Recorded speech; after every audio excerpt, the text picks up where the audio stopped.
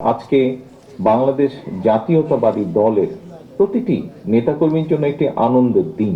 আমরা আমাদের দলের রাজনৈতিক কর্মী হিসাবে আজকে আমাদের জন্য একটি আনন্দের দিন। কেন?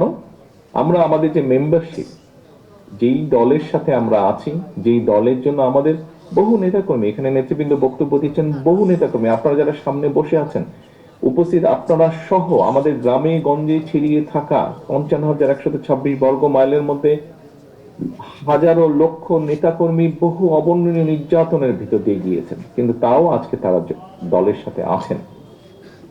প্রিয় সহকর্মীবৃন্দ, আমার কাছে, আমি মনে করি জিনিসটাকে এইভাবে দেখি, একটি ঝড় গিয়েছে, সমগ্র দেশের উপর দিয়ে একটি ঝড় প্রবাহিত হয়েছে, দেশটাকে লন্ডভন্ড করে দিয়েছে। আমরা বিভিন্ন সময় বক্তব্য রাখি, যখন বক্তব্য রাখি আমরা দেশের বিভিন্ন সেক্টরের কথা বলি, প্রত্যেকটা সেক্টরকে লন্ডভন্ড করে দেওয়া হয়েছে। ডিটেইলে আমি গেলাম না।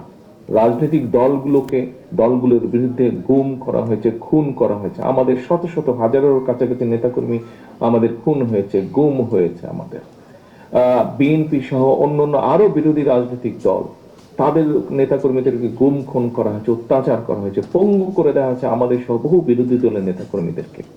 দেশের সেক্টরগুলোকে যেরকম ধ্বংস করা হয়েছে, জনগণকে যেরকম নিষ্পেষিত করা হয়েছে, রাজনৈতিক দলগুলোকে সেভাবে নিষ্পিত করা হয়েছে, অত্যাচারিত করা হয়েছে, নির্যাতন করা হয়েছে নেতাকর্মীদেরকে। সেই ঝড় কেটে গিয়েছে।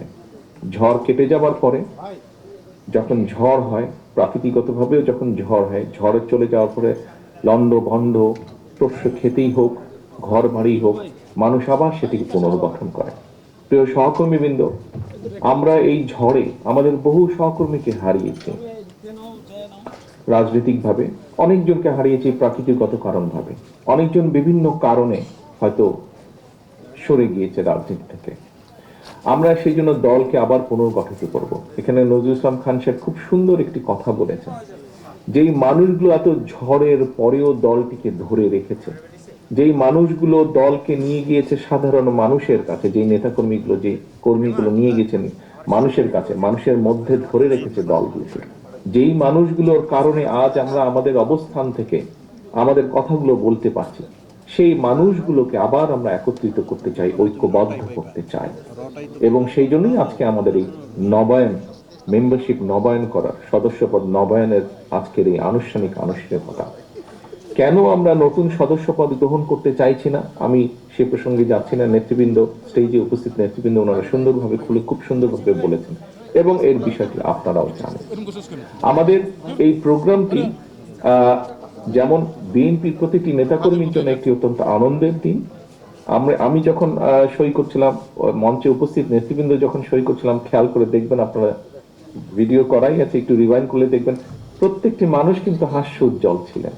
অর্থাৎ যেই প্রতিষ্ঠানটির সাথে আমরা এত কিছুর পরেও আছি, সেই প্রতিষ্ঠানটিতে যখন আমরা আবার নবায়ন করছি, এটি একটি আনন্দের বিষয় এবং এই আনন্দ আমরা সমগ্র বাংলাদেশে বিএনপির লক্ষ কোটি নেতাকর্মীর মধ্যে ছড়িয়ে দিতে চাই।